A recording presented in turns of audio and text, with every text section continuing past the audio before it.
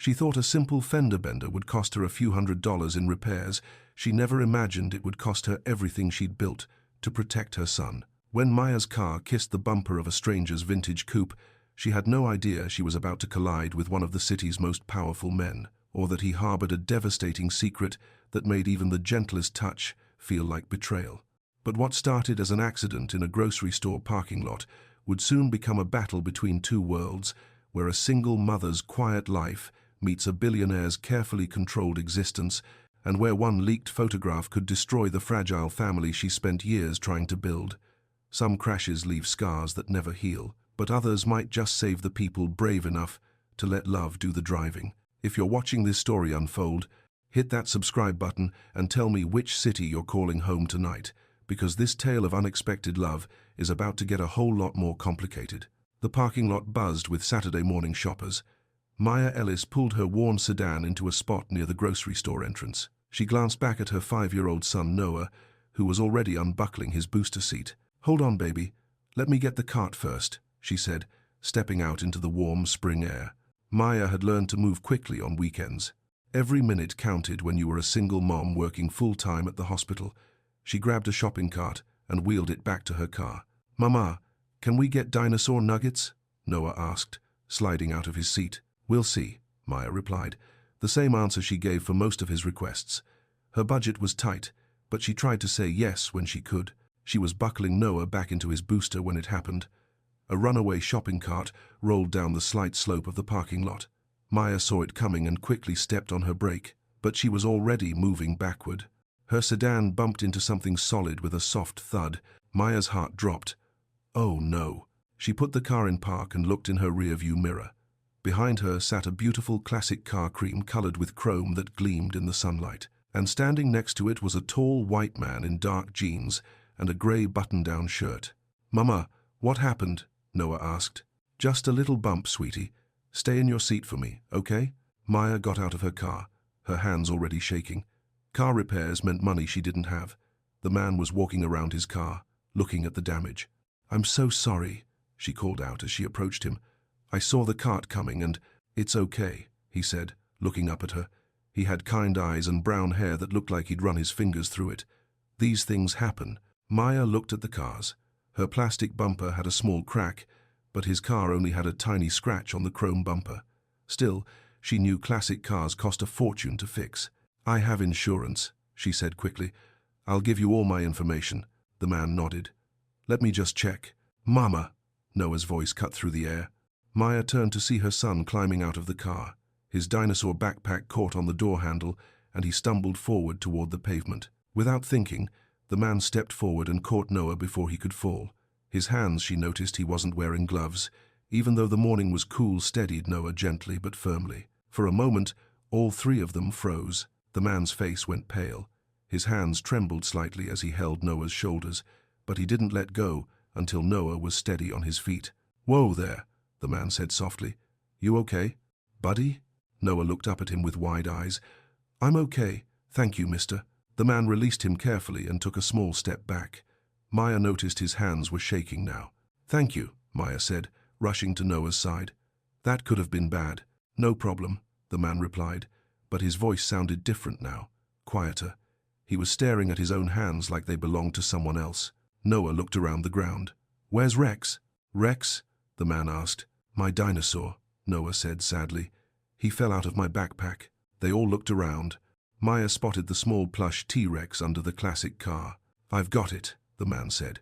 He knelt down and retrieved the toy, dusting it off before handing it to Noah. "Here you go." "Thank you." Noah hugged the dinosaur tight. "Rex says thank you too." The man smiled, and for a moment, the pale look left his face. "Tell Rex he's welcome." Maya pulled out her phone. "We should exchange information. For the insurance." "Right." The man seemed to shake himself back to the present.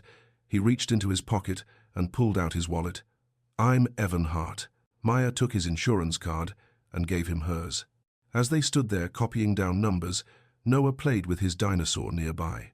"Your son is cute," Evan said, watching Noah make the T-Rex walk along the bumper of Maya's car. "Thank you. He's obsessed with dinosaurs right now." "Smart kid. Dinosaurs are fascinating." Maya looked at Evan more closely. He seemed nice enough, but there was something careful about the way he held himself, like he was ready to step back at any moment. "I really am sorry about your car," she said. "It's beautiful." "Thanks. It was my dad's." Evan slipped his insurance information back into his wallet. "Don't worry about the scratch. It's barely visible. Still, I want to do the right thing."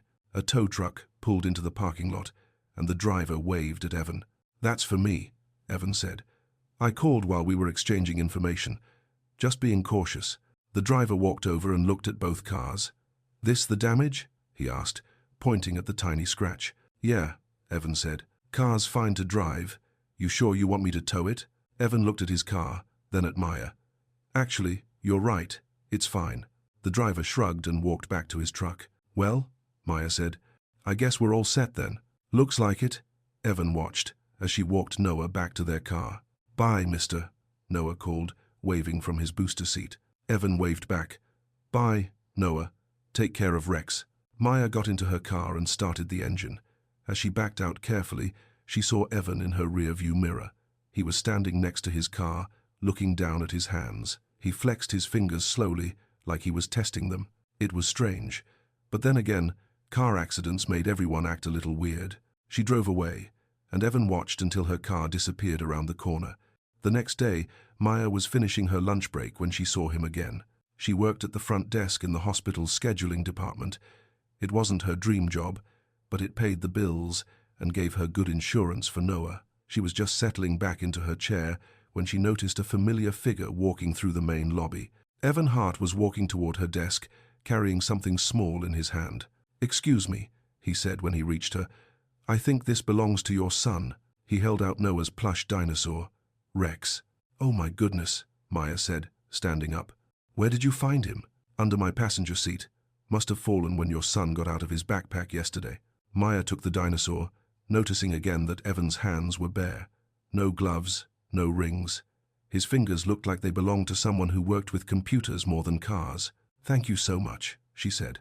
Noah was heartbroken when he realized Rex was missing. "I'm glad I could return him." Just then, Noah came running around the corner from the children's play area.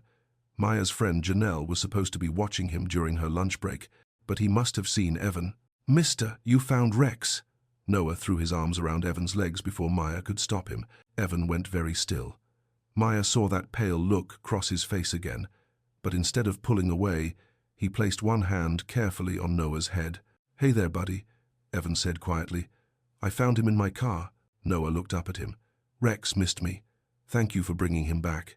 "You're welcome." Maya gently pulled Noah away from Evan's legs. She could see that Evan was struggling with something, though she didn't understand what.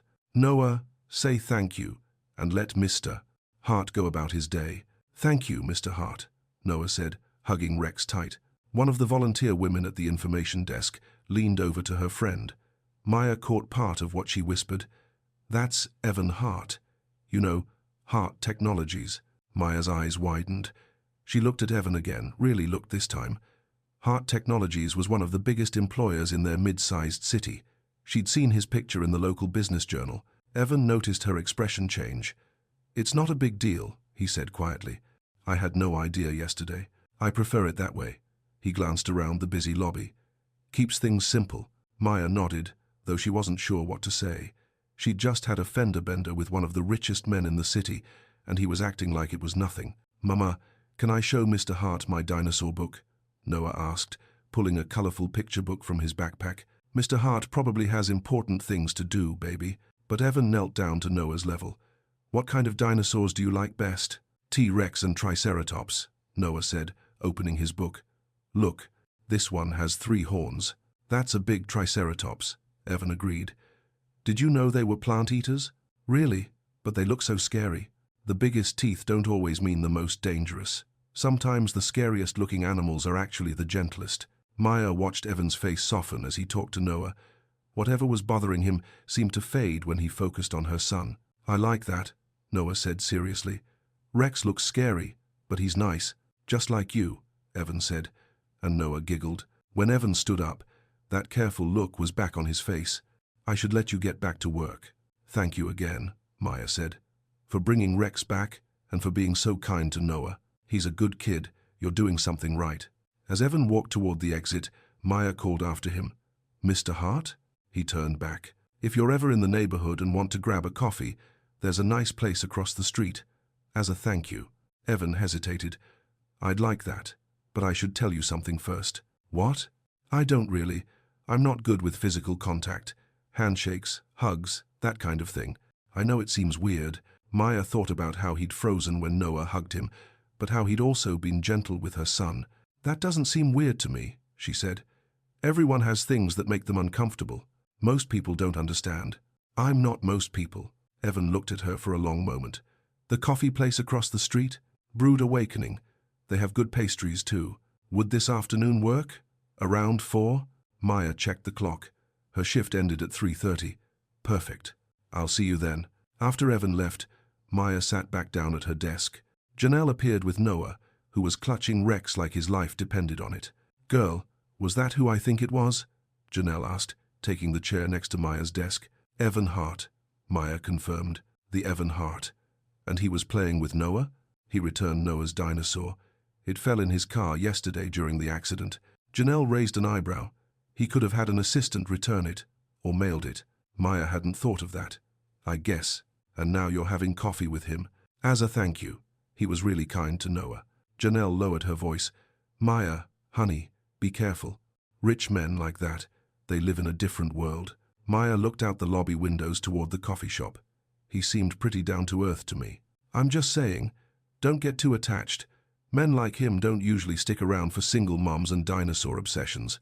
But Maya remembered the way Evan's whole face had changed when he talked to Noah, and the way he'd warned her about his issue with physical contact instead of just avoiding it. Maybe Janelle was right. Maybe she was being naive. But something told her there was more to Evan Hart than the Business Journal headlines. Brewed Awakening was busy for a Sunday afternoon, but not crowded. Maya found Evan at a corner table near the window, staring down at a coffee cup like it held the answers to the universe. He looked up when she approached and stood to pull out her chair. The gesture was old-fashioned and sweet. "Thank you," she said, settling into her seat. "Can I get you something? Coffee? Tea?" "Coffee would be great. Black." Evan went to the counter and returned with a large coffee and a chocolate chip cookie. "You mentioned you were on break, so I thought you might be hungry." Maya's stomach rumbled in response. She'd skipped lunch to handle Noah's doctor appointment. "Thank you. That's very thoughtful." They sat in comfortable silence for a moment, watching people walk by outside the window. Maya noticed Evan kept his hands flat on the table, not fidgeting or drumming his fingers like most people did.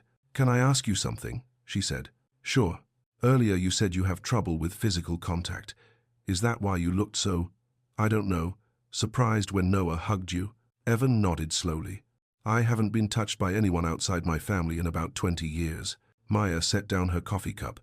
20 years? Car accident when I was 10. My parents." He paused, looking out the window. "Let's just say it left me with some issues around being touched. But you caught Noah yesterday, and you didn't pull away when he hugged you today." "I know. That's what surprised me too." Evan looked at her. "Usually I panic, but with Noah, it felt different." Maya broke off a piece of her cookie, thinking, "What makes it different? I'm not sure. Maybe because he needed help? Or because he's small and not threatening?" Evan shook his head. "I've been to therapists. They all say the same thing. I need to gradually expose myself to touch in safe environments." "What feels safe to you?" "Clarity. Knowing what's coming. Going slow." He looked down at his hands. "Your son doesn't give warnings before he hugs people." Maya laughed softly. "No, he really doesn't. I'm sorry about that." "Don't be." "It was. I don't know. Good, maybe." "Good, how?" Evan was quiet for a moment. "I spend a lot of time building walls, making sure people keep their distance. But Noah didn't know about the walls. He just saw someone who helped him and wanted to say thank you. That's Noah. He thinks everyone is a potential friend until they prove otherwise." "Smart kid."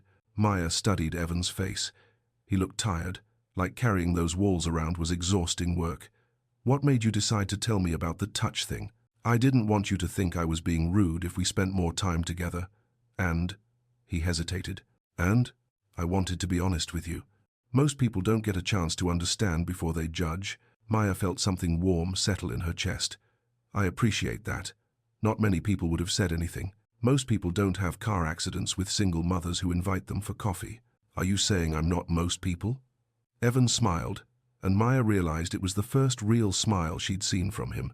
Definitely not most people. They talked for another half-hour about simple things.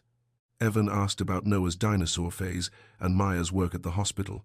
Maya asked about his business but didn't push when he kept his answers general. She learned he lived alone in a condo downtown, that his Aunt Grace was the closest thing he had to family, and that he restored classic cars as a hobby. That explains yesterday, Maya said. You know your way around cars. My dad taught me before he died. Working with machines is easier than working with people. How so? Machines are predictable. You can understand how they work, fix them when they break. People are complicated? Exactly. Maya glanced at the clock on the wall and sighed. I need to get back. My shift ends in an hour, and then I have to pick up Noah from his friend's house. Of course. Evan stood when she did. Thank you for the coffee, and for understanding about, well, everything. Thank you for bringing back Rex, and for being honest with me. As they walked toward the door, Maya's phone buzzed. She pulled it out and saw a text from the auto body shop. Everything okay? Evan asked. The body shop wants to schedule an estimate for my car. I'd honestly forgotten about it. Here. Evan pulled out his phone and scrolled through his contacts. This is the place I use for my cars. Marcus is honest and fair. Tell him I sent you. Maya saved the contact information. You don't have to. I want to help. Yesterday was an accident, but I'd feel better knowing your car gets fixed properly. Maya looked up at him. He was standing closer than he probably felt comfortable with, but he wasn't backing away. Would you like to text me later? She asked. Just to let me know how the rest of your day goes. I'd like that, Evan said. Fair warning, though, I'm not very exciting. Sunday nights usually involve takeout and old movies. Sounds perfect to me. As Maya crossed the street back to the hospital, she could see Evan through the coffee shop window.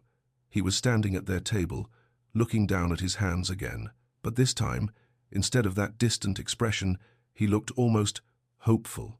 Maya's apartment was small but cozy. She'd painted the living room a warm yellow, and Noah's artwork covered most of the refrigerator. Janelle was sitting on the floor helping Noah build a Lego dinosaur habitat while Maya chopped vegetables for dinner. So, tell me about this coffee date, Janelle said, not looking up from the Legos. It wasn't a date, it was a thank you. Uh-huh. And what did you thank him for exactly? Being kind to Noah. Bringing back Rex. I don't know, just being a decent human being. Janelle looked up from the Legos. Maya, honey, I love you, but you need to be realistic about this. Realistic about what? Rich white men don't usually hang around hospital workers and their kids for long. I'm just saying protect your heart. Maya set down her knife. It's not like that, Janelle. What's it like then? I don't know, different. He has some issues with being touched because of a car accident when he was a kid. He could have hidden that from me, but he didn't. He was honest. Mama, what's being touched? Noah asked, looking up from his Legos. It means hugs and handshakes, baby. Some people don't like them. Like Mr. Hart?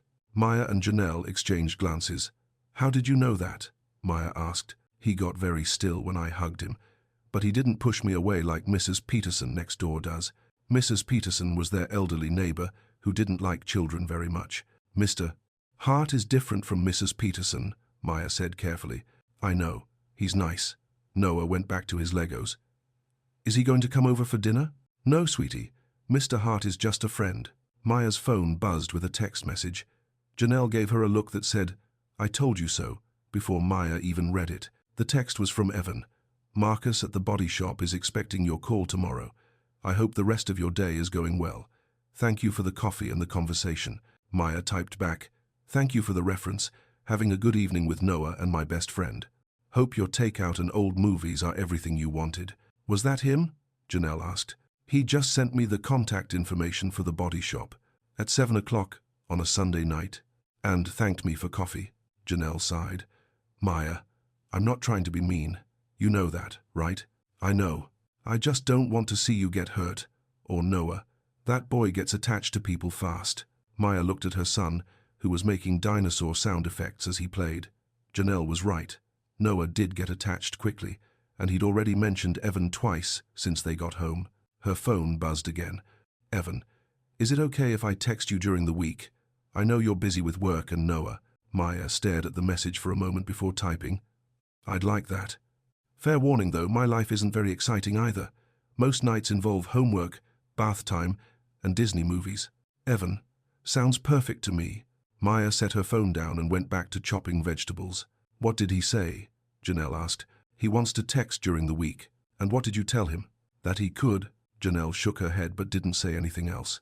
She helped Noah finish his dinosaur habitat, ate dinner with them, and read Noah his bedtime story.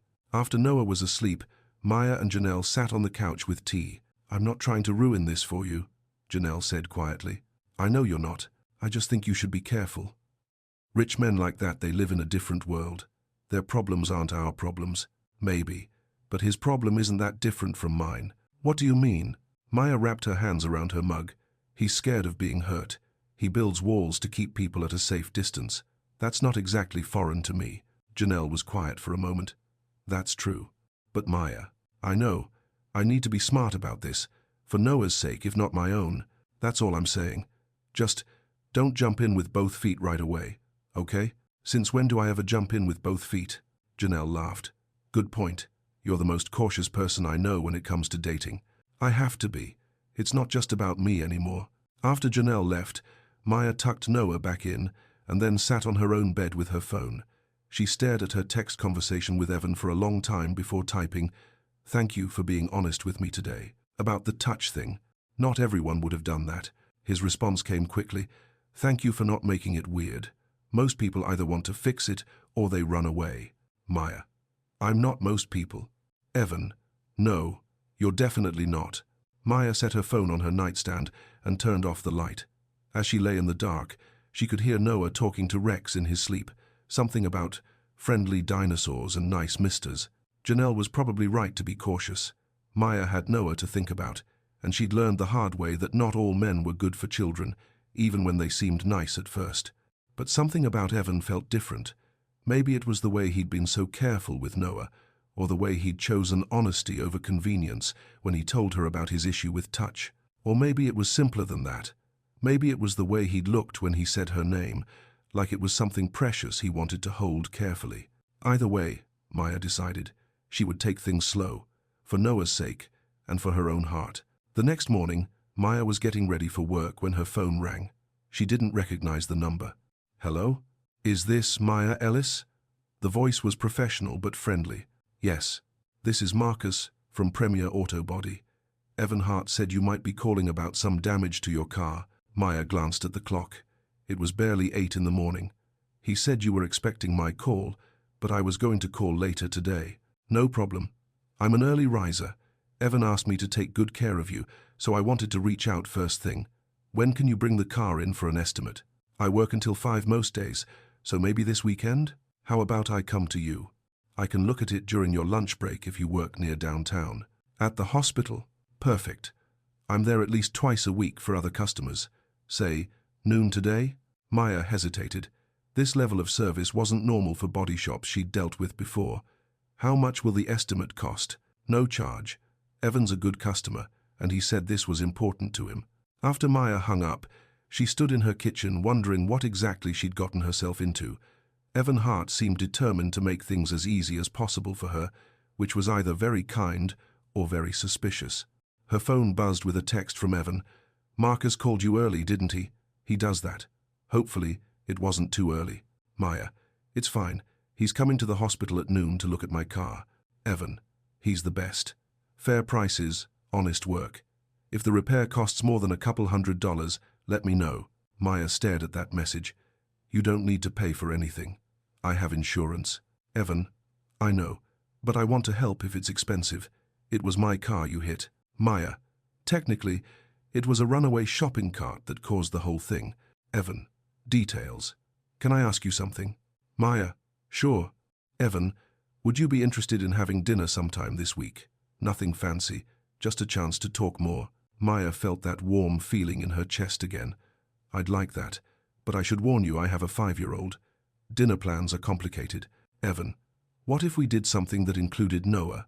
A family-friendly place. Maya looked at the phone in surprise. Most men she'd dated wanted nothing to do with Noah, at least not right away. Maya.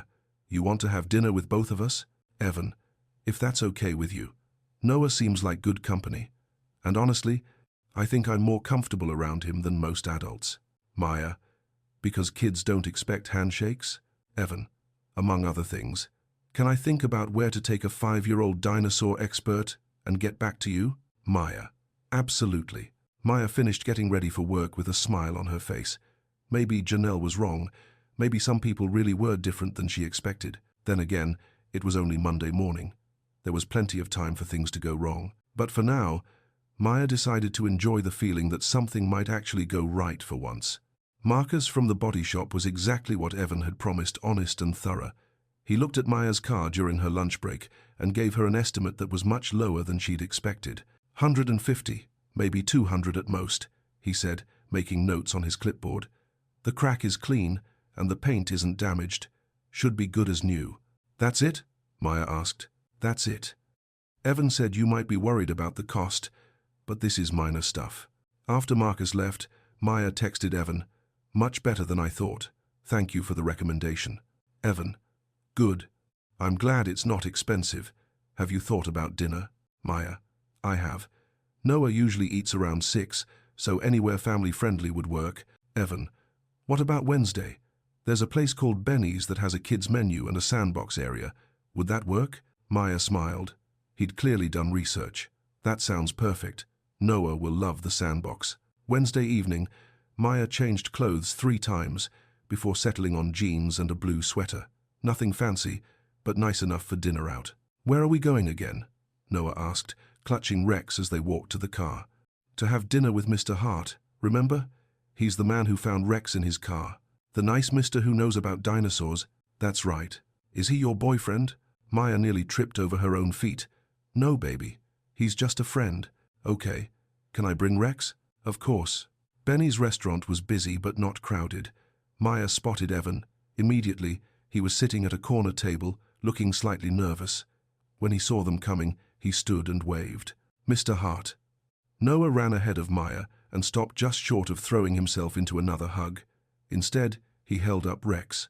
"Look, Rex is here too." "Hi, Rex," Evan said seriously. "I'm glad you could make it." Noah giggled. "He doesn't really talk. Are you sure? He looks like he has something important to say." Maya watched this exchange with a warm feeling in her chest.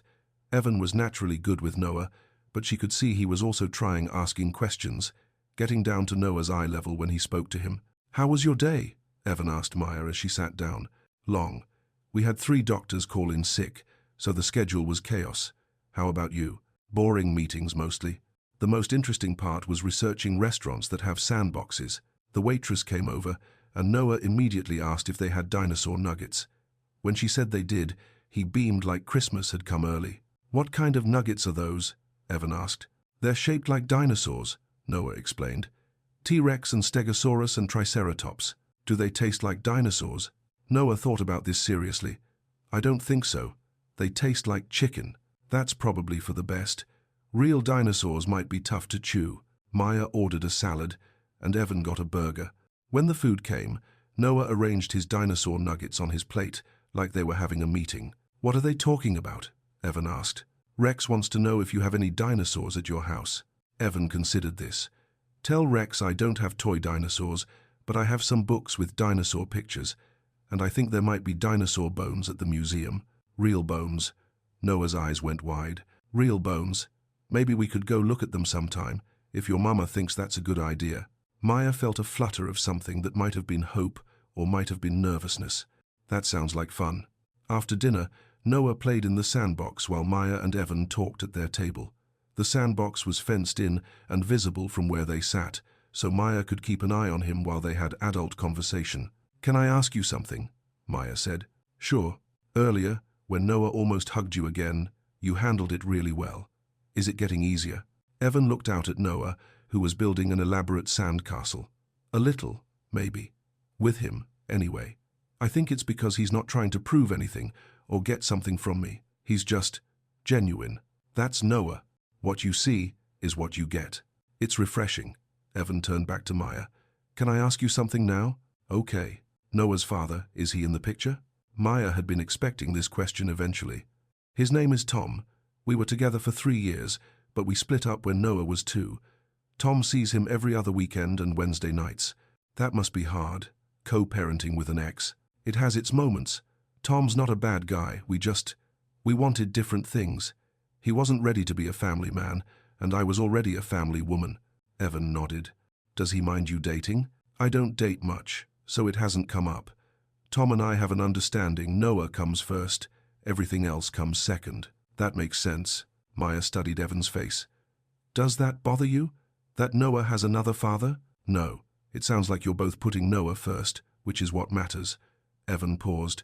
I should probably tell you I don't have experience with kids, or with dating someone who has kids. So if I mess up, just tell me. You're doing fine so far. Am I? Noah likes you. That's not easy to fake. They sat in comfortable silence for a moment, watching Noah dig tunnels in the sand. Other families were scattered around the restaurant, and Maya noticed that Evan seemed relaxed here in a way he hadn't at the coffee shop. This is nice, she said. It is. Thank you for saying yes. Thank you for including Noah. Most men wouldn't have done that. Most men probably handle kids better than I do. I don't know about that. You've been perfect with him. Evan looked surprised. Perfect? You talk to him like he's a real person, not a pet or an inconvenience. You answer his questions seriously. You remember things he tells you. Maya shrugged. Perfect might be the wrong word, but it's good, really good. When it was time to leave, Noah hugged Evan's legs again. This time, Evan was ready for it. He placed both hands on Noah's shoulders and didn't pull away until Noah was finished. Thank you for dinner, Mr. Hart, Noah said politely. Thank you for coming, Noah. And Rex. As they walked to their cars, Maya felt lighter than she had in a long time. The evening had been easy and comfortable, without any of the awkward tension that usually came with first dates. Can we do this again sometime? Evan asked, when they reached Maya's car. I'd like that. Maybe just the two of us next time. If you can get a babysitter? Maya felt that flutter again. I think I can arrange that. Good. Evan stepped back as Maya got Noah buckled into his booster seat. Drive safely. You too. As Maya drove home, Noah chatted about the sandbox and the dinosaur nuggets, and how Mr. Hart was really nice and not scary at all. Maya agreed. Evan Hart was turning out to be nothing like what she'd expected. The next week, Evan called Maya on Thursday evening. Is Noah in bed? He asked. Just tucked in. Why? I wanted to ask you something, and I thought it might be better to discuss it without dinosaur commentary. Maya laughed. What is it? My company has a board dinner next Thursday. It's formal, boring, and usually terrible. But I need to bring someone, and I was wondering if you'd come with me. Maya sat down hard on her couch. A board dinner? I know it's not fun, but, Evan, that's not the issue. I don't have anything appropriate to wear to a fancy business dinner. That's not a problem. What is a problem? Maya thought for a moment. Photos. If there are photographers there, I don't want my picture in the business section of the newspaper. I have a job to think about, and Noah's privacy. I can make sure there are no posed photos with you in them. What about candid shots? Those are harder to control, but I can ask the photographer to avoid our table. Maya was quiet, thinking. A board dinner with one of the city's most prominent businessmen was way outside her comfort zone. Can I think about it? She asked. Of course. But Maya? Yeah. I wouldn't ask if I didn't want you there. And I wouldn't ask if I thought it would cause problems for you. After they hung up, Maya called Janelle. He asked you to what? Janelle's voice rose an octave. A board dinner. For his company. Maya, honey. That's not dinner. That's making a statement. What kind of statement? The kind that says, this woman is important to me. You don't take just anybody to company events. Maya hadn't thought about it that way. Maybe it's just because he needs a date, and I'm convenient. Do you really believe that? I don't know what to believe. This is all moving so fast. That's what I've been trying to tell you. Rich men move in fast forward. They decide they want something, and they go after it. What if I want to say yes? Janelle was quiet for a moment. Then you better be ready for whatever comes next, because saying yes to that dinner is saying yes to being part of his world, at least temporarily. And you think that's a bad idea? I think you need to ask yourself what happens when he gets tired of playing house with you and Noah, because men like him always get tired eventually. After Maya hung up, she sat on her couch, staring at her phone. Janelle's words stung because there was truth in them. Maya had been hurt before by men who promised more than they could deliver, but Evan had been nothing but honest with her so far. He'd told her about his touch issues up front. He'd included Noah from the beginning. He'd asked about Tom without jealousy or judgment. Maybe Janelle was wrong. Maybe some men really were different. Her phone buzzed with a text from Evan. "I know it's a big ask. Whatever you decide is fine." Maya stared at the message for a long time before typing back, "Can we talk about it in person? Maybe Saturday?" Evan, "Absolutely. Same time, same place as last week?" Maya, "Perfect." Saturday afternoon, Maya met Evan at their usual coffee shop. But instead of sitting inside, he suggested they walk around the block. "I thought you might be more comfortable talking about this without an audience," he said. They walked slowly down the quiet residential street near the hospital.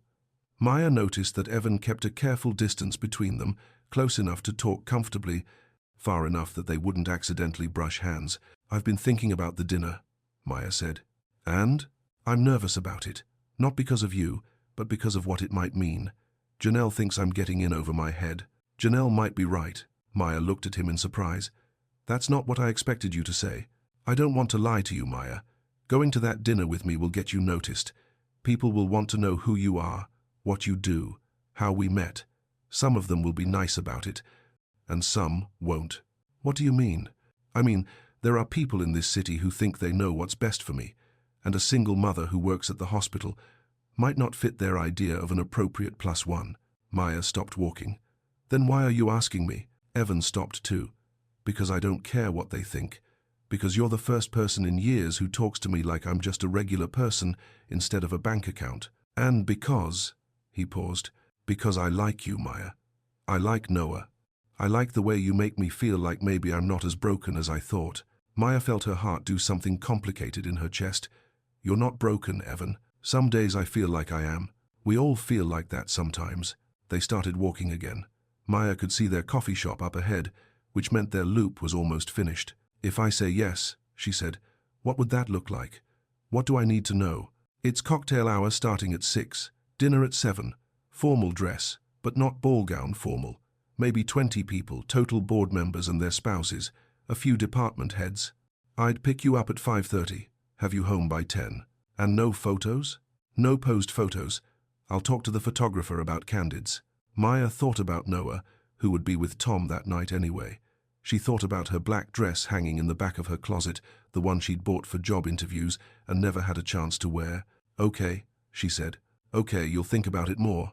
Or, "Okay, yes. Okay, yes, but I have conditions." "Name them." "No hand-holding or touching unless we both agree in the moment. No staying late if I say I'm ready to leave. And if this turns into a circus, we both walk away." Evan smiled, that real smile Maya was starting to love. "Deal." "Really?" "Really. Maya, I meant what I said. I don't care what other people think. I care what you think." They had reached the coffee shop. Maya turned to face Evan fully. "I care what you think too," she said. "That's what scares me." "Good scared or bad scared?" Maya considered this. "I'm not sure yet." The following Thursday, Maya stood in front of her bathroom mirror trying to calm her nerves. The black dress fit perfectly, and Janelle had done her hair in an elegant updo. She looked like someone who belonged at fancy dinners. She just didn't feel like it. Noah was spending the night at Tom's, which had led to an awkward conversation about why Mama was getting dressed up. "I'm having dinner with Mr. Hart," she'd told Noah. "The nice Mr. Can I come?" "Not this time, baby. It's a grown-up dinner. Will you tell him I said hi?" "I will." Tom had been polite but distant when he picked up Noah. He'd noticed her dress, but he hadn't asked questions, for which Maya was grateful. At exactly 5:30, there was a soft knock on her door. Maya grabbed her purse and opened it to find Evan standing there in a dark suit, holding a small bouquet of yellow flowers. "You look beautiful," he said simply. "Thank you. You clean up pretty well yourself." He handed her the flowers. "These are for you." I asked the florist what was cheerful but not too romantic for a first formal date. Maya laughed. "Yellow roses are perfect. Come in while I put them in water." Evan stepped into her small living room and looked around. Maya saw it through his eyes, the second-hand furniture, Noah's toys neatly organized in bins, the artwork on the refrigerator. "This is nice," he said. "It feels like home. It's small, but it's ours." Maya arranged the flowers in a vase and set them on the kitchen table. When she turned around, Evan was looking at a photo on the mantel, her and Noah at the beach last summer. "Good memory?" he asked. "The best," Noah had never seen the ocean before. He spent 3 hours building sandcastles and collecting shells. He looks happy. He was. We both were. They drove to the hotel in Evan's car, not the classic coupe from the parking lot, but a sleek black sedan that still managed to turn heads. The conversation was easy, which helped Maya relax. "Tell me about these people," she said as they pulled into the hotel parking garage. "Dr. Richardson is the board chair. He's old school but fair. His wife Helen is sweet but talks a lot. Marcus Webb runs our finance department, brilliant with numbers, terrible with small talk. His husband David is much more fun." Evan ran through the rest of the list as they walked to the elevator. Maya tried to memorize names and faces, but mostly she focused on breathing steadily and not tripping in her heels. The cocktail hour was held in a private dining room on the hotel's top floor. Floor-to-ceiling windows offered a view of the city lights, and round tables were set with white linens and crystal glasses. Evan, a silver-haired man, approached them immediately. "Good to see you. Dr. Richardson, I'd like you to meet Maya Ellis. Maya, this is Dr. Richardson, our board chair." Maya shook his hand and smiled. "It's nice to meet you." "The pleasure's mine. Evan's been keeping you a secret." "Not a secret," Evan said easily. "Just private." They moved through the room, and Evan introduced Maya to each couple. She was surprised by how normal everyone seemed.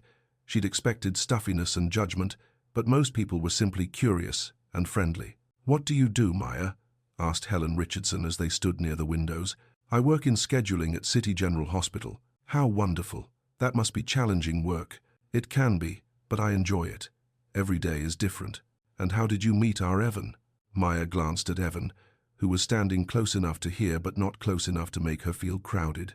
"Car accident," Maya said with a smile. "Minor fender bender in a parking lot." "Oh my. Well, some of the best relationships start in unexpected ways." When dinner was announced, Evan guided Maya to their table with his hand hovering just behind her back, not touching, but present. Maya appreciated the gesture. It felt protective without being possessive. Dinner conversation flowed around topics. Maya could contribute to favorite restaurants in the city, vacation destinations, book recommendations. Marcus Webb's husband David turned out to be an elementary school teacher, and he and Maya had an animated discussion about 5-year-old behavioral patterns. "You have children?" David asked. "One son. He's 5 and completely obsessed with dinosaurs." "Oh, that's a wonderful age. They're so curious about everything." Maya felt Evan's attention shift to her conversation, but he didn't interrupt or try to steer the discussion elsewhere. After dinner, as people mingled over coffee and dessert, Dr. Richardson approached their table. "Evan, could I steal you for a moment? There's something I wanted to run by you about the quarterly projections." "Of course." Evan looked at Maya. "Will you be okay here for a few minutes?" "I'll be fine." As Evan walked away with Dr. Richardson, Helen Richardson slid into his empty chair. "He seems quite taken with you," she said with a conspiratorial smile. "He's very kind," Maya replied carefully. "Evan's always been a bit of a mystery to us. Brilliant businessman, of course, but he keeps his personal life very close to the vest. It's nice to see him relaxed and happy." Maya looked across the room where Evan was deep in conversation with Dr. Richardson. Even from a distance, she could see the careful way he held himself, the measured gestures that kept people at arm's length. "He works hard," Maya said. "Too hard, sometimes. We've all been hoping he'd find someone special, someone who understands him." Before Maya could respond, Evan returned to the table. "Sorry about that," he said, settling back into his chair. "Budget discussions always take longer than they should." "No problem. Helen was just telling me how nice it is to see you happy." Evan looked surprised. "Was she?" "Don't look so shocked," Helen laughed. "You do seem different tonight. More present." Maya watched a flush creep up Evan's neck. He wasn't used to being the center of personal attention, she realized. Business attention, yes, but not this kind of gentle observation about his emotional state. "Should we head out?" Evan asked Maya quietly. "It's getting late." Maya checked her phone. It was only 9:15, but she could see that Evan had reached his social limit for the evening. "That sounds good." They said their goodbyes and made their way to the elevator. Once the doors closed, Evan let out a long breath. "How was that?" he asked. "Better than I expected. Everyone was really nice." "They were, weren't they? I was worried about judgment or uncomfortable questions." Dr. Richardson asked if we were serious, but he did it in a fatherly way, not an intrusive way. The elevator doors opened, and they walked toward the parking garage. Maya's heels clicked on the concrete, echoing in the quiet space. "What did you tell him?" Evan asked as they reached his car. "That we're taking things slow and seeing where it goes." Evan unlocked the car but didn't immediately open Maya's door. Instead, he turned to face her. "Is that how you see it? Taking things slow and seeing where it goes?" Maya looked at him in the dim parking garage light. His hair was slightly mussed from the evening, and his tie was loosened. He looked more approachable than he had in the formal dining room. "Yes," she said. "Is that how you see it?" "I was hoping for that, yes." "But Maya?" "Yeah? Tonight meant something to me. Having you there, introducing you to those people. I wanted you to know that." Maya felt that complicated flutter in her chest again. It meant something to me, too. They drove back to her apartment in comfortable silence. When Evan pulled up to her building, Maya turned to face him. "Thank you for tonight, for including me, for making sure I felt comfortable, for everything. Thank you for saying yes. I know it wasn't easy." Maya reached for her door handle, then stopped. "Evan, yeah? Would you like to try something?" "What do you mean?" "A handshake. Just to see how it feels after a good evening." Evan looked down at his hands, then back at her. "Okay, but slowly." Maya held out her right hand, palm up. Evan looked at it for a moment, then slowly placed his palm against hers. His hand was warm and slightly trembling, but he didn't pull away. "How is that?" Maya asked softly. "Good. Strange, but good." They sat like that for a moment, palms pressed together in the dim car. Then Evan gently pulled his hand away. "Thank you," he said. "Thank you for trusting me." Maya got out of the car and walked to her door. As she unlocked it, she could hear Evan's car still running behind her. She turned and he waved back before driving away. Inside her apartment, Maya kicked off her heels and hung up her dress.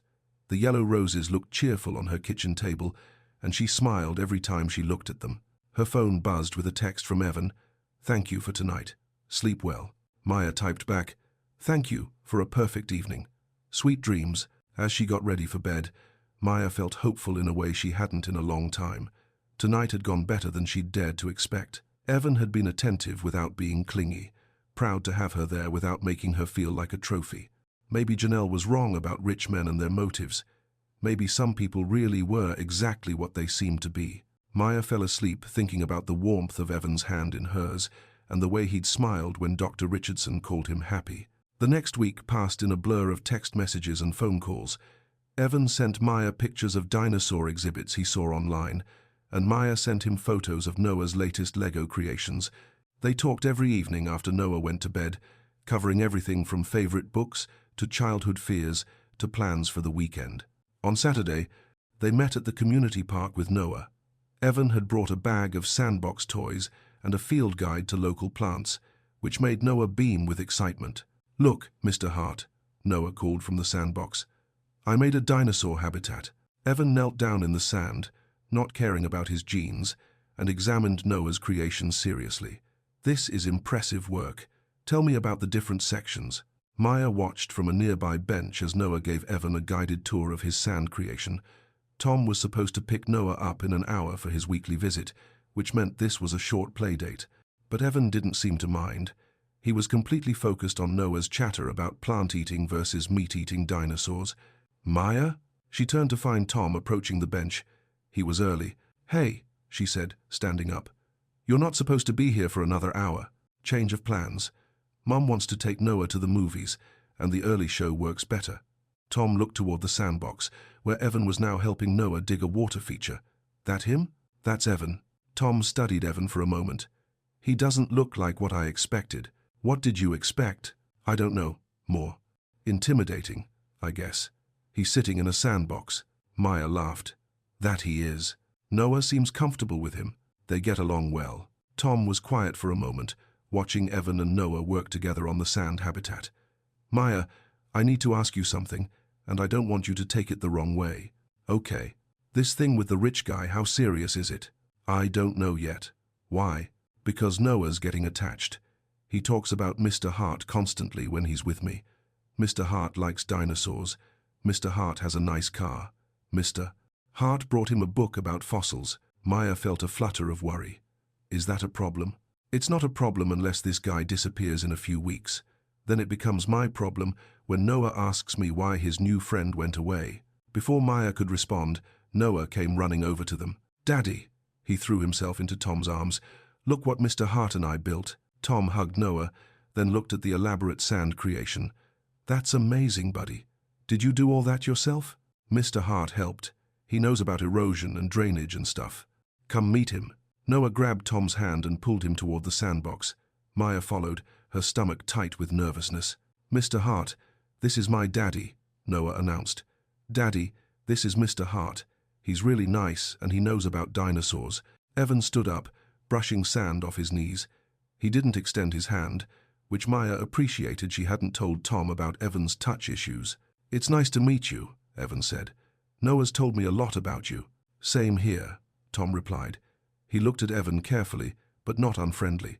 "Thanks for keeping him entertained. He's easy to entertain, very curious about everything." "That's Noah." Tom glanced at the sandbox creation. "This is pretty elaborate for a Saturday afternoon project." "Noah did most of the work. I just provided some engineering advice." Tom almost smiled at that. Engineering advice for a sandbox. That's a first. Noah tugged on Tom's sleeve. "Daddy, can Mr. Hart come to the movies with us?" Maya's stomach dropped. "Noah, sweetie, it's okay," Evan said quickly. "I have other plans anyway, but maybe another time. Promise?" Noah asked. Evan looked at Maya, then at Tom. "We'll see." "Okay? Okay." Noah hugged Evan around the legs, and Maya watched Evan handle it with more ease than he'd shown the first time. "Thank you for helping me build stuff. Thank you for teaching me about dinosaurs." As Tom and Noah walked away, Noah waved enthusiastically at Evan until they were out of sight. "That went well," Maya said, settling back onto the bench. Evan sat down next to her, leaving a careful space between them. "Tom seems like a good father." "He is. He and I didn't work as a couple, but he loves Noah. That's what matters." Maya looked at Evan. "He's worried that Noah is getting attached to you. Is that a concern for you too?" Maya considered this. "A little. Noah doesn't remember me dating anyone. You're the first man he spent time with who isn't family. What can I do to make this easier? Just be honest with me if you start having doubts. Don't wait until you're sure you want out." Noah bounces back from disappointment, but it takes time. Evan was quiet for a moment. "Maya, can I tell you something?" "Of course.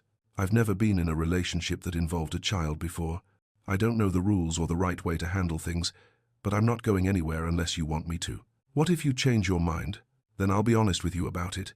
But I won't just disappear." Maya felt some of the tension leave her shoulders. "Okay, thank you." They sat in comfortable silence, watching other families play in the park.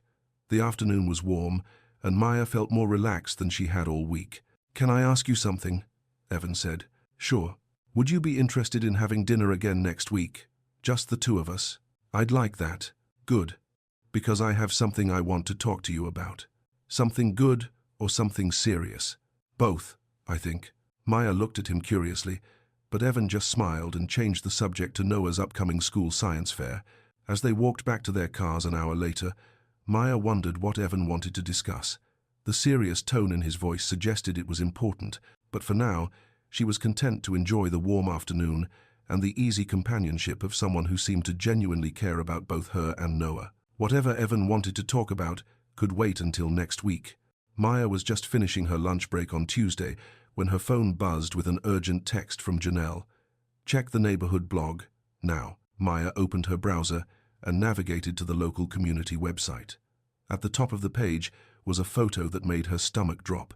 It was her and Evan at the community fair the previous weekend. They were standing close together near the children's face painting booth, and Evan's hand was reaching toward hers. But the photo was taken at the exact moment he'd pulled back, making it look like she was reaching for him and he was rejecting her touch. The caption read, "Local tech CEO Evan Hart spotted at family event with mystery woman and child. Sources suggest romantic interest, though Hart appeared to rebuff physical affection. More details inside." Maya's hands shook as she scrolled down to read the full article. It was full of speculation about her identity, her job, and her relationship with Evan. The writer had somehow discovered that she worked at the hospital, though they hadn't named her specifically. The worst part was the comments section, which was filled with opinions about whether a hospital worker was appropriate for someone of Evan's status in the community. Maya's phone rang. It was Evan. Maya, I just saw the blog post. I'm so sorry. How did they even get that photo? Someone with a phone at the fair. I should have been more careful. Maya felt tears prick her eyes. Evan, my supervisor just called me into her office. Someone forwarded this to the hospital administration. What did she say? That I need to be discreet about my personal life if it's going to attract public attention. She was nice about it, but the message was clear. There was a long pause. Maya, I'm going to fix this. How? I'll call the blog and demand they take it down. That'll just make it a bigger story. Then I'll issue a statement clarifying that, no, Maya's voice was firmer than she felt. No statements, no clarifications. That just feeds the rumor mill. Then what do you want me to do? Maya closed her eyes. I don't know. I need to think. Can I see you tonight? After Noah goes to bed? I don't think that's a good idea right now. Another long pause. Maya, please don't let this scare you away from us. Us? Maya felt a sob threatening. Evan, there is no us. There's you, and there's me. And there's a 5-year-old boy who doesn't understand why people are talking about his mama on the internet. Has Noah seen it? No, and I'm going to make sure he doesn't. But Tom will see it, and Tom's family, and everyone at Noah's school. I'm so sorry. This is my fault. It's not your fault, Evan, but it's our reality. Maya hung up and put her head in her hands. In the space of 2 hours, her quiet life had become public entertainment for people who didn't even know her name. Her phone buzzed with another call. This time it was Tom. Maya, we need to talk. I know. I saw it. My cousin just called me. She wants to know if she should be concerned about Noah's living situation. Maya's blood ran cold. What does that mean? She thinks maybe Noah would be better off with a more stable environment. Less drama. Tom, you can't be serious. I'm not saying I agree with her, Maya. But if this gets bigger, if there are more photos and stories, what are you saying? I'm saying maybe you should pump the brakes on this relationship until the attention dies down. After Tom hung up, Maya sat in her car in the hospital parking lot and cried. Not just because of the blog post, but because of how quickly everything had gotten complicated. Her phone buzzed with a text from Evan. I understand if you need space, but please don't think this changes how I feel about you and Noah. Maya stared at the message for a long time before typing back. I need time to figure this out. Evan, take all the time you need. I'll be here. Maya put her phone away and went back to work. She had 4 hours left on her shift, and she was determined to act like everything was normal. But as she scheduled appointments and answered phones, she couldn't stop thinking about the comments on the blog post, about people judging her worthiness based on her job and her status as a single mother, about Tom's cousin and her concerns about Noah's living situation, about the careful balance she'd built for herself and her son, and how quickly it could all fall apart. By the time Maya got home that evening, she'd made a decision. She needed to protect Noah first, everything else second, even if it meant walking away from the first man she'd cared about in years, even if it meant giving up the possibility of something real and lasting and good, because some risks were too big to take when you had a 5-year-old counting on you to keep his world safe and stable. Maya looked at Evan's contact information in her phone for a long time that night before finally typing, I think we should take a break until this dies down. I'm sorry. His response came immediately. I understand. But Maya, this isn't over, unless you want it to be. Maya turned off her phone without responding.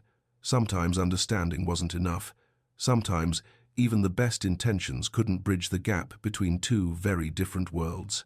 And sometimes you had to choose protecting your child over protecting your heart. Maya spent the weekend avoiding her phone and trying to act normal for Noah's sake. But by Sunday evening, she was exhausted from pretending everything was fine. Noah sensed something was wrong. He kept asking where Mr. Hart was and why they weren't going to the park anymore.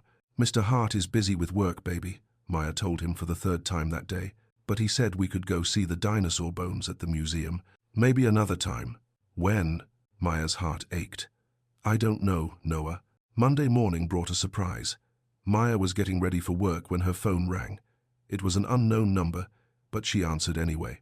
Maya, this is Tom. I'm calling from my gym. Is everything okay? You sound strange. I'm fine, but someone's here who wants to talk to you. Can you meet us at Murphy's Coffee in 20 minutes? Maya frowned. Who wants to talk to me? Evan Hart. Maya's stomach dropped. Tom, I don't think... Maya, just come, please. He's not what I expected.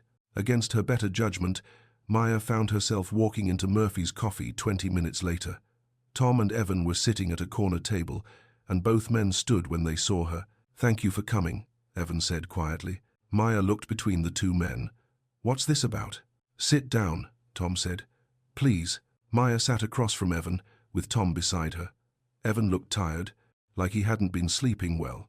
"I asked Tom to meet me," Evan began, "because I wanted him to hear this directly from me, not from rumors or blog posts." "Hear what?" Evan looked at Tom, then back at Maya. "I'm not going anywhere. Not because of some gossip website, not because people have opinions about who I should date. I'm here for the long term if you'll have me." "Evan, let me finish. I know this got scary fast. I know the attention is uncomfortable and potentially harmful to Noah, but running away isn't going to solve anything." Tom leaned forward. "He's right." "Maya." Maya stared at her ex. "You're taking his side?" "I'm taking Noah's side." "And yours?" Tom ran his hand through his hair. "Maya, I've been watching this guy for the last hour. He didn't come here to impress me or win me over. He came here to ask my permission to love my son." Maya's breath caught. "What?" Evan's cheeks flushed, but he didn't back down. "Tom, can you tell Maya what I told you?" Tom looked at Maya. "He said he's not trying to replace me as Noah's father. He said he wants to be another adult who loves Noah and protects him. He said he'll step back from any decision-making about Noah unless we both agree he should be involved." Maya felt tears threatening. "You said all that?" "And more," Tom added. "He also said he's going to stop reading comments on that stupid blog, and he suggested we all ignore it until it goes away." "Which it will," Evan said firmly. "People have short attention spans. There'll be some new drama next week." Maya looked at both men. "What about your cousin, Tom? Her concerns about custody?" Tom looked embarrassed. "I talked to her. She was just being dramatic because she saw the blog post. She doesn't actually have any concerns about how you're raising Noah. But if more stories come out, then we deal with them together," Evan interrupted. "All of us. As a team." Maya felt something loosen in her chest. "As a team, if that's what you want," Evan said softly. Maya looked at Tom. "And you're okay with this?" "Maya, I've never seen you happy like you were these past few weeks. And Noah. Noah lights up when he talks about this guy." Tom glanced at Evan. "I'd be an idiot to mess that up because of some internet gossip." Maya sat back in her chair, overwhelmed. "I don't know what to say." "Say you'll give us another chance," Evan said. "Say you'll let me prove that some risks are worth taking. And if it gets messy again, then we figure it out. Together." Maya looked at Evan's hands, resting flat on the table. No fidgeting, no nervous energy, just steady presence. "Okay," she whispered. "Okay? Okay, yes. But I have conditions." Evan smiled, that real smile she'd missed. "Name them. No more hiding. If we're doing this, we're doing it honestly. No sneaking around because of what people might think." "Agreed." "Noah comes first. Always. For all of us. Absolutely. And if you're ever unsure about this, about us, about being part of our complicated family situation, you tell me immediately. No fading away. No making excuses. Deal." Evan paused. "Can I add one condition of my own?" "What?" "If you get scared again, if the attention becomes too much, you talk to me before you run. We figure it out together." Maya felt tears spill over. "Deal." Tom cleared his throat. "So, are we all good here? Because I need to get back to work, and Noah's going to want an explanation for why Mr. Hart disappeared for a week." Maya laughed through her tears. "What are we going to tell him?" "The truth," Evan said. "That adults sometimes need to have serious conversations about how to handle complicated situations. He'll understand that? Noah's pretty smart, and he's been worried about you all week." Maya's heart clenched. "He has?" Tom nodded. "He asked me yesterday if you were sad because Mr. Hart was mad at you." "What did you tell him?" "That grown-ups sometimes need time to figure things out, but that doesn't mean anyone is mad." Maya wiped her eyes. "I hate that he was worried." "Then let's fix it," Evan said simply.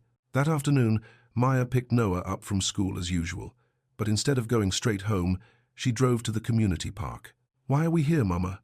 Noah asked as she parked the car. "Someone wants to see you." Noah looked around the parking lot until he spotted Evan sitting on their usual bench. Noah's face broke into a huge grin. "Mr. Hart." He scrambled out of his booster seat and ran across the grass. Maya watched Evan stand up and brace himself for Noah's enthusiastic hug. When it came, he wrapped his arms around Noah without hesitation. "Hey, buddy," Evan said, his voice thick with emotion. "I missed you. I missed you too. Where were you? Mama said you were busy with work. I was handling some grown-up stuff. But I'm here now." Noah pulled back to look at Evan seriously. "Were you sad? You look like you were sad." Maya reached them just as Evan knelt down to Noah's eye level. "I was a little sad," Evan admitted, "because I couldn't see you and your mama for a while."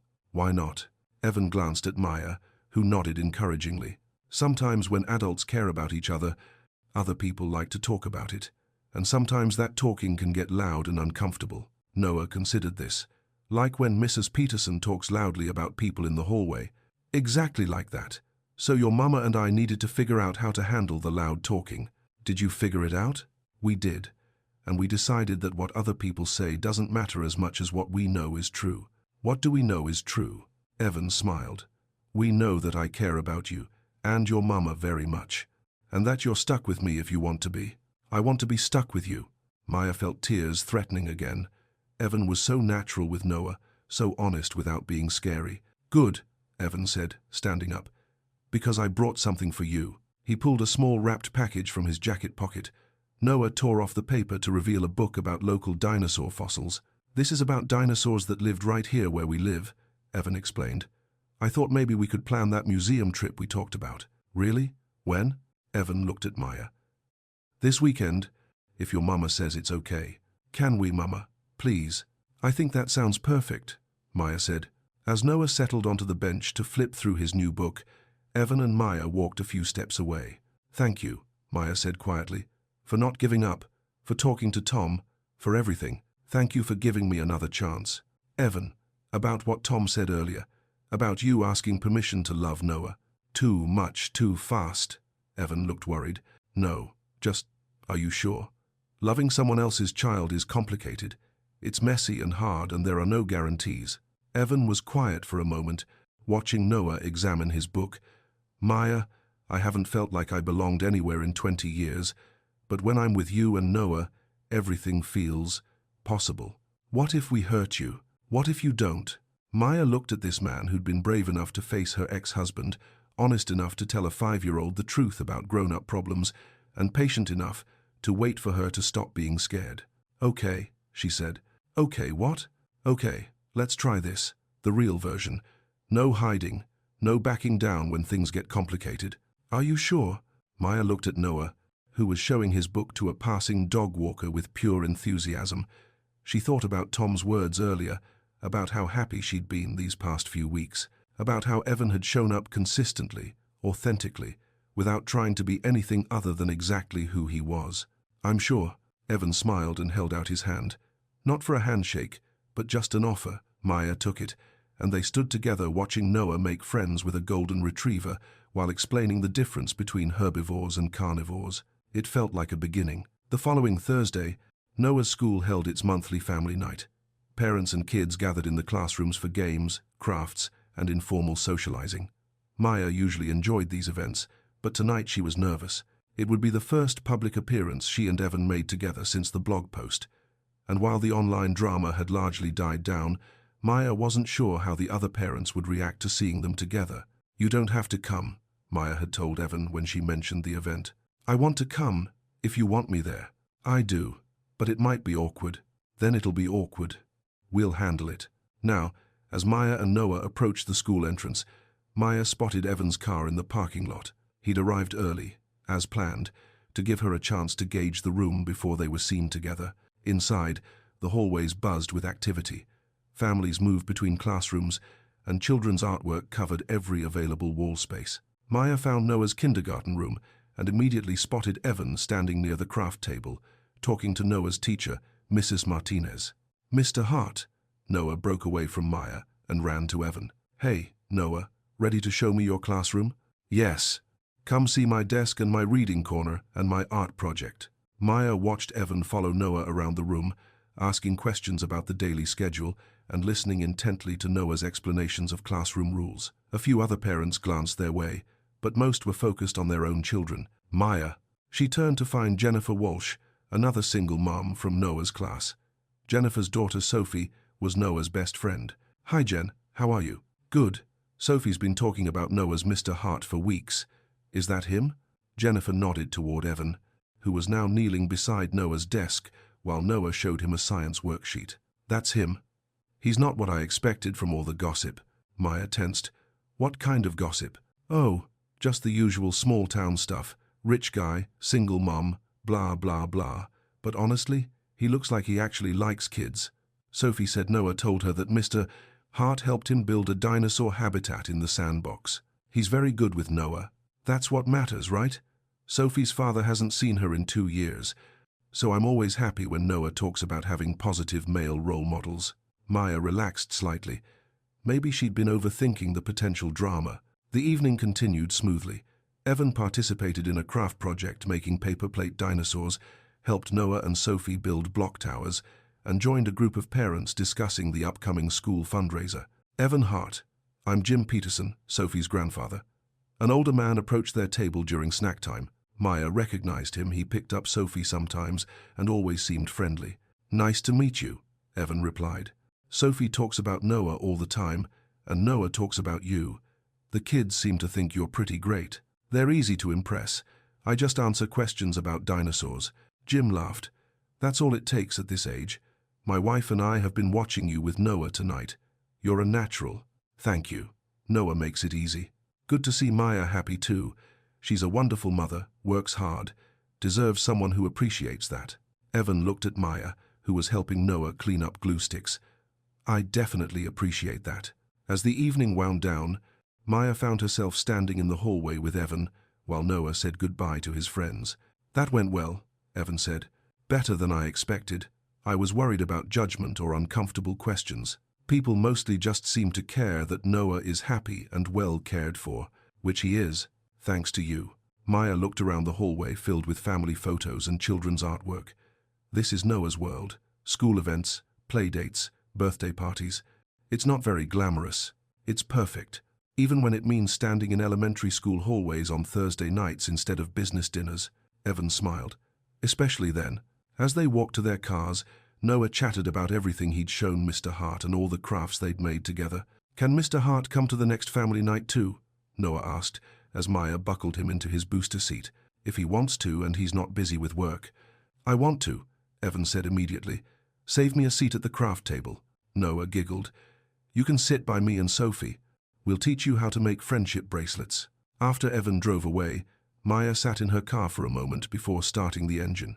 Tonight had felt normal, in the best possible way. Not like she was dating someone from a different world, but like Evan had simply become part of their world. The distinction mattered more than she'd realized. Saturday morning, Maya was folding laundry when her phone rang. It was Tom. "Hey," she answered. "You're not supposed to pick up Noah until noon." "I know, but I wanted to talk to you first, while he's not around. Can you meet me for coffee? Just for 20 minutes? Is everything okay?" "Everything's fine. I just want to clear the air about some things." Maya met Tom at their usual coffee shop, not the fancy place where she'd had her first date with Evan, but the family-friendly spot near Noah's school. "What's on your mind?" Maya asked as they settled into a corner booth. Tom wrapped his hands around his coffee cup. "I owe you an apology." "For what?" "For letting my cousin get in my head about the custody thing. For making you feel like you had to choose between Noah's stability and your happiness." Maya stirred her coffee slowly. "You were worried about Noah. I understand that." "I was worried about me," Tom corrected. "About being replaced, about not being important anymore." "Tom, let me say this, Maya. I've been watching you and Noah these past few weeks, since Evan came back into the picture. Noah's happier than I've seen him in a long time. He talks about Mr. Hart constantly, but he also talks about how happy his mama is. He notices that. Kids notice everything. And Noah's been saying things like, 'Mama laughs a lot now,' and 'Mr. Hart makes Mama smile.' That stuff matters." Maya felt tears threatening. "I didn't realize he was paying that much attention. He loves you, Maya. He wants you to be happy. And if this guy makes you happy, then I'm for it. Even though it's complicated? Everything's complicated when kids are involved. But you know what's not complicated? The fact that Evan shows up. He doesn't just want the fun parts, he wants the school events and the sandbox time and the awkward conversations with exes." Maya laughed through her tears. That was pretty awkward. For all of us. But he did it anyway because he wanted my approval. Not for him, but for you and Noah. What changed your mind about him? Tom was quiet for a moment. A few things. The way he talks about Noah, like Noah's already his kid too, you know? And the way he talks about you. He doesn't see you as a single mom with baggage. He sees you as Maya, who happens to have a son. There's a difference. There is. And honestly, the guy's got money and connections, but he spends his Saturday mornings in sandboxes. That says something about his priorities. Maya nodded. He's different than I expected. Different how? More real, more human. I thought dating someone successful would be intimidating, but Evan never makes me feel like I'm not enough. Good, because you're more than enough, Maya, for anyone. As they walked back to their cars, Tom stopped at his truck. Maya, one more thing. Yeah? If you marry this guy, Noah's going to want him to adopt him. Maya's breath caught. Tom, I'm not saying give up your parental rights. I'm saying shared custody, but with Evan as Noah's legal stepfather. If it comes to that, you'd be okay with that? Maya, I'll always be Noah's biological father. Nothing can change that. But if Evan wants to be his everyday father too, and if that makes our son happy and secure, Tom shrugged, then that's what's best for Noah. Maya stared at her ex-husband. When did you get so wise about relationships? When I realized that putting Noah first meant putting aside my own fears and insecurities. Thank you, Tom, for understanding, for supporting this. Thank you for finding someone who loves our kid. That's not easy to do. As Maya drove home, she thought about Tom's words, about Noah wanting Evan to adopt him, about shared custody and everyday fathers, and putting aside fears for the sake of love. It was a lot to think about, but for the first time, instead of feeling overwhelmed by the possibilities, Maya felt hopeful about them. Sunday dinner at Aunt Grace's became a weekly tradition. Grace had insisted, after meeting Maya and Noah, that family dinners were important for building relationships. Besides, she'd told Evan privately, that boy needs to see what a functional family looks like, and you need to practice being part of one. This particular Sunday, Grace had outdone herself. The dining room table was set with her good china, and she'd made Noah's favorite spaghetti and meatballs with garlic bread. Mrs. Grace, this smells amazing, Maya said as she helped carry dishes to the table. It's just Grace, honey, and it's just family dinner. Maya smiled at that. Just family. 3 weeks ago, the idea of being considered family by Evan's aunt would have terrified her. Now it felt natural.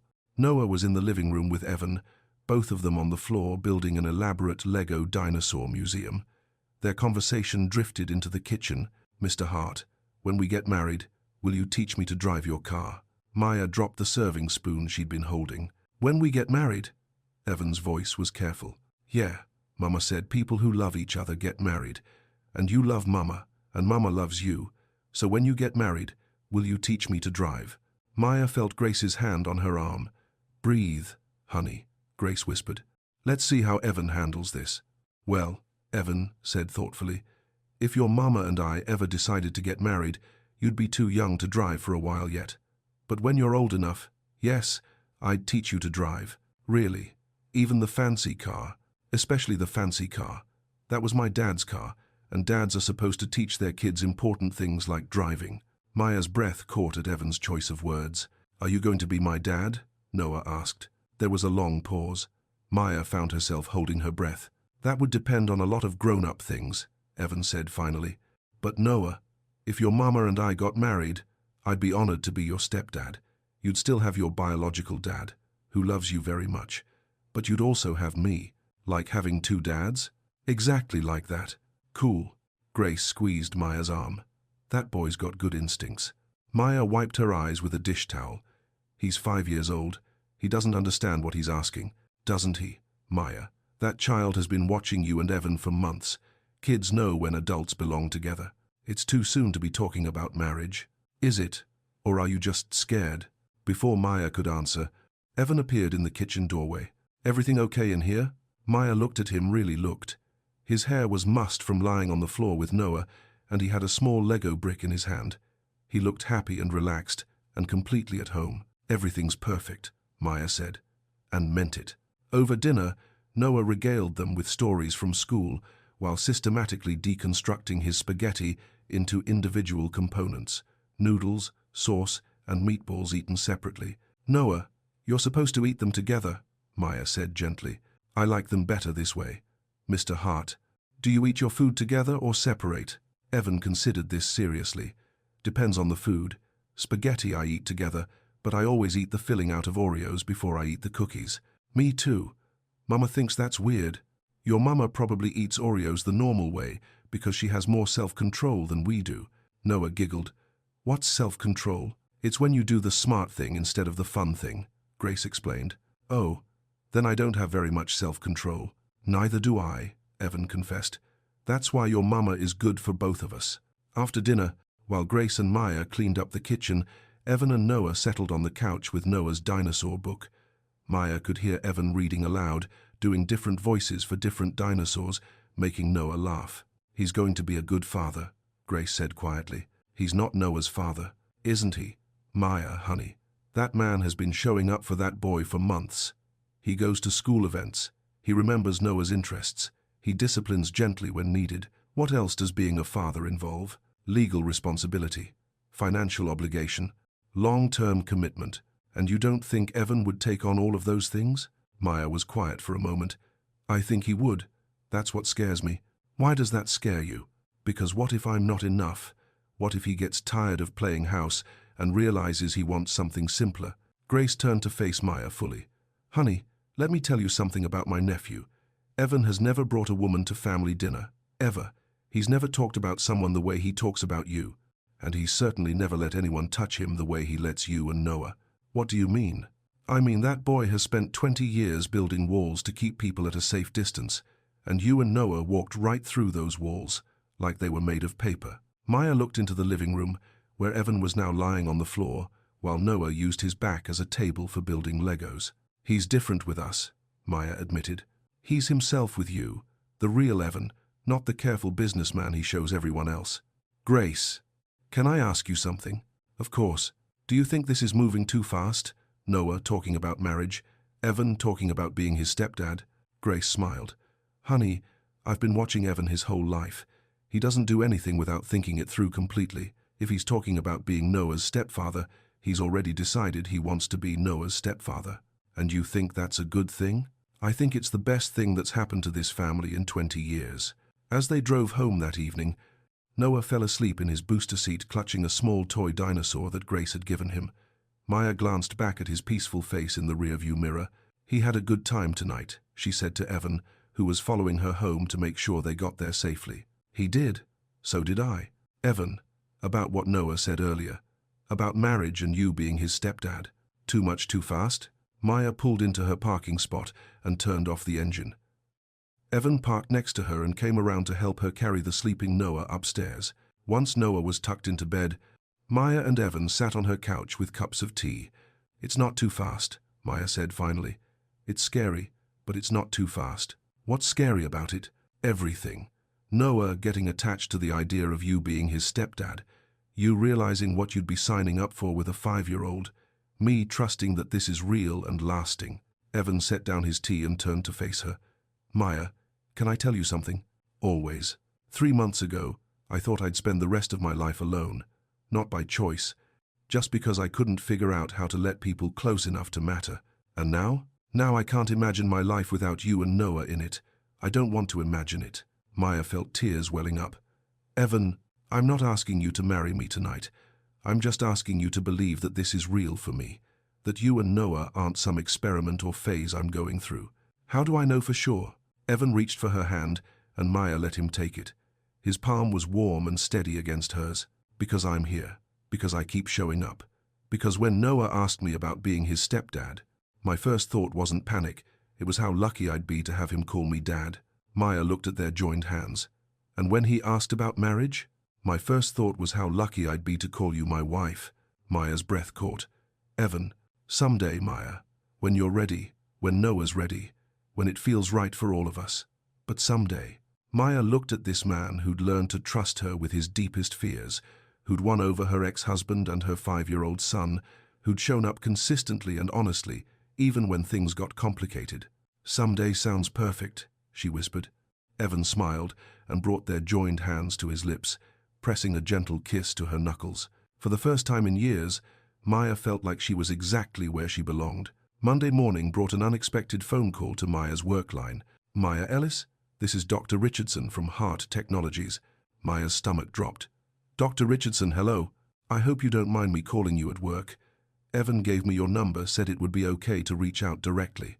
Is everything all right?" "Oh yes, everything's fine. I was calling about the Children's Hospital fundraiser next month.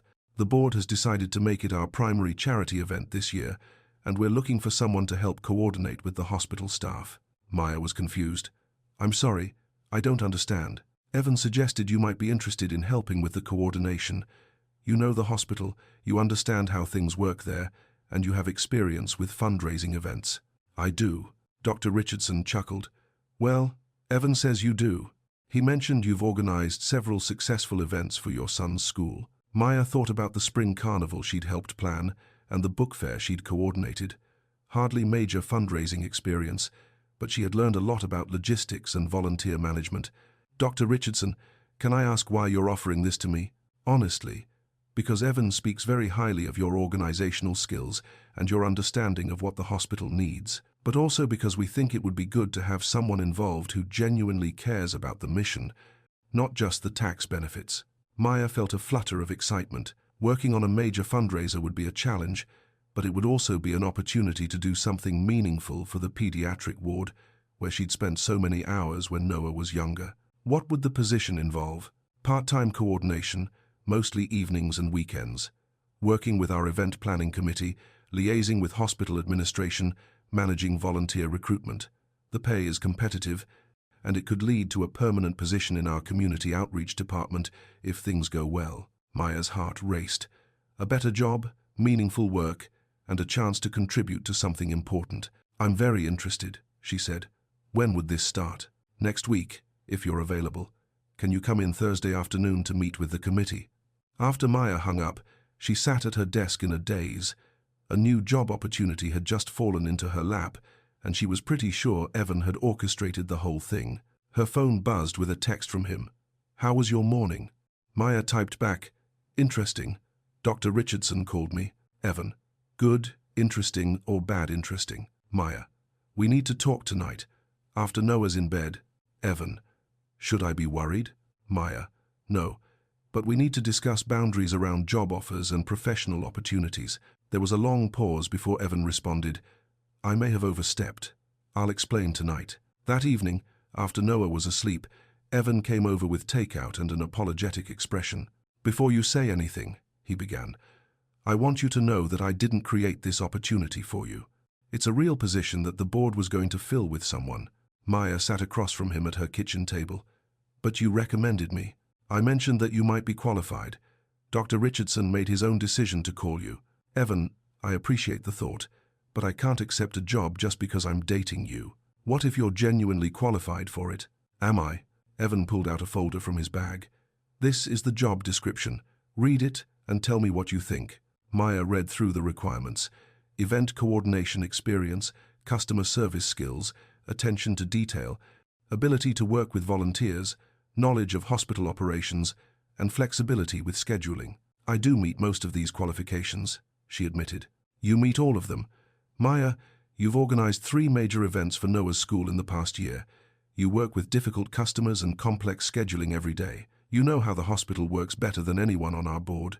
But people will think what they want to think regardless. The question is, do you want this job?" Maya looked at the job description again. Better pay, more interesting work, and a chance to do something that would directly benefit sick children. "I do want it," she said finally, "but I need to know that I'm being hired for my qualifications, not because I'm your girlfriend." "Fair enough. What if you interview with the full committee? 6 people, including Dr. Richardson. If they don't think you're qualified, they won't hire you, and you'll stay out of the decision completely. I'll recuse myself from any discussion about your application." Maya thought about it. An interview with the full committee would ensure the decision was based on merit, and if she didn't get the job, at least she'd know she'd tried. "Okay," she said. "I'll interview for it." "Really? Really? But Evan?" "Yeah? In the future, can you talk to me before recommending me for jobs, even if they're perfect for me?" Evan looked sheepish. I should have done that this time. I was just excited about the opportunity and thought you'd be perfect for it. I might be perfect for it, but I want to earn it on my own merit. You will, Maya. You're going to blow them away in that interview. Maya felt a warm glow of confidence. You really think so? I know so. You're smart, organized, compassionate, and you understand both sides of this fundraiser, the business side and the human side. They'd be lucky to have you. Maya reached across the table and took Evan's hand. Thank you for believing in me. Thank you for letting me. As they finished their dinner and talked about Maya's plans for the interview, Maya felt something shift inside her. For the first time in years, she was thinking about her career as something more than just a way to pay the bills. She was thinking about it as a path toward the life she actually wanted to build. Thursday's interview went better than Maya had hoped. The committee asked thoughtful questions about her experience and listened carefully to her ideas for improving volunteer recruitment and donor engagement. Dr. Richardson walked her out afterward. Maya, I have to ask, are you prepared for the scrutiny that comes with working for Heart Technologies, given your relationship with Evan? I've already experienced some of that scrutiny, Dr. Richardson. If anything, it's made me more determined to prove that I belong here based on my qualifications. Good answer. We'll be in touch by early next week. Friday afternoon, Maya was scheduling patient appointments when her supervisor approached her desk. Maya, Dr. Richardson is on line 3 for you. Maya's heart pounded as she picked up the phone. Maya, congratulations. The committee was unanimous. We'd love to have you join our team. Maya felt tears of joy spring to her eyes. Really? Really? Can you start Monday? I know it's short notice, but we're eager to get moving on this fundraiser. Yes, absolutely. Thank you so much. After she hung up, Maya sat at her desk for a moment, overwhelmed with gratitude and excitement. She'd gotten the job on her own merit. She'd be doing work that mattered, with people who respected her abilities. Her phone buzzed with a text from Evan. Any news? Maya typed back, I got it. Evan, I knew you would. Congratulations. Maya, thank you for believing in me and for staying out of the decision. Evan, easy to do when the outcome was never in doubt. Dinner tonight to celebrate? All 3 of us? Maya, perfect. Saturday morning, Maya woke up feeling lighter than she had in years. New job, stable relationship, happy child for the first time. All the pieces of her life seemed to be falling into place. She was making pancakes when Noah shuffled into the kitchen in his dinosaur pajamas, carrying Rex. Mama, is Mr. Hart coming over today? Later this afternoon. Why? I want to show him my science project for school. What's your science project about? Families. We have to draw our family and write about what makes families special. Maya felt a flutter of nervousness. What did you draw? Noah ran to his backpack and pulled out a large piece of construction paper. In crayon, he'd drawn 4 stick figures, a woman with curly hair labeled Mama, a man in a suit labeled Mr. Hart, a small boy labeled Me, and an even smaller figure labeled Rex. Noah, honey. Mrs. Martinez said families are people who love each other and take care of each other. Mr. Hart loves us and takes care of us, so he's family. Maya stared at the drawing. In Noah's 5-year-old logic, it was that simple. What did you write about what makes families special? Noah pointed to his careful kindergarten handwriting at the bottom of the page. Families are special because they love you, even when you make mistakes, and they help you when you're scared, and they teach you important things, and they make you feel safe. Maya felt tears threatening. That's beautiful, baby. Do you think Mr. Hart will like it? I think he'll love it. That afternoon, when Evan arrived with groceries for their planned cooking session, Noah immediately ran to show him the science project. Maya watched Evan's face carefully as he read Noah's definition of family. His expression grew soft, then emotional, then quietly joyful. This is the best science project I've ever seen, Evan said seriously. Can I hang this on my refrigerator? You want to keep it? I want to keep it forever. Is that okay with you? Noah beamed. Yes. And Mr. Hart? What, buddy? Are you going to marry my mama? Maya nearly dropped the tomatoes she'd been washing. Evan knelt down to Noah's eye level. Would you like me to marry your mama? Yes. Then we'd be a real family like in my picture. We're already a real family, Noah. Marriage is just a way to make it official. So you are going to marry her? Evan glanced at Maya, who was frozen at the kitchen sink. If your mama wants me to, and if you're okay with it, then someday I'd like to marry her very much. I'm okay with it. Mama, are you okay with it? Maya looked at Noah's eager face, then at Evan's hopeful one. 6 months ago, she would have been terrified by this conversation. Now, she felt only peace. "I'm okay with it," she said softly. "Really?" Evan stood up slowly. "Really?" Noah cheered and ran around the kitchen. "We're going to be a real family. Can I tell Sophie at school?" "You can tell Sophie," Maya said, laughing. "But remember that grown-ups take a long time to plan weddings, so it won't happen right away." "How long?" Maya looked at Evan. "How long do you think, Mr. Hart?" Evan smiled. "Long enough to do it right, but not so long that we get tired of waiting." 6 months? Noah asked. "Maybe a little longer than that," Maya said. "A year? Maybe," Evan said. "We'll see." As they cooked dinner together, Noah on tomato duty, Evan handling the pasta, Maya managing the sauce, Maya felt a deep sense of rightness about everything. This wasn't how she'd planned her life, but it was exactly how she wanted it to be. Her phone buzzed with a text from Tom. "Noah told me you're engaged. Congratulations." Maya showed the text to Evan. "We're not actually engaged yet," she said. "Yet," Evan repeated with a smile. "Yet." That night, after Noah was asleep and Evan had gone home, Maya called Janelle. "Girl, please tell me you didn't get engaged without calling me first," Janelle said before Maya could even say hello. "We're not engaged. Yet. But it's heading in that direction. And how do you feel about that?" Maya thought for a moment. "Happy, terrified, hopeful, grateful. That's a lot of feelings. It's a lot of change. But good change, I think." "I think so too, Maya. I owe you an apology." "For what?" "For being so negative about Evan in the beginning. For assuming he'd hurt you and Noah. You were protecting us. I understand that. I was also wrong. That man loves you, and Noah completely. Anyone with eyes can see it." Maya smiled. "He does, and you love him too." "I do." "Then I'm happy for you. Really happy." After Maya hung up, she sat in her living room looking at Noah's family picture, now magneted to her refrigerator next to his other artwork. In crayon and construction paper, her 5-year-old had captured something that had taken her months to fully understand. They were already a family.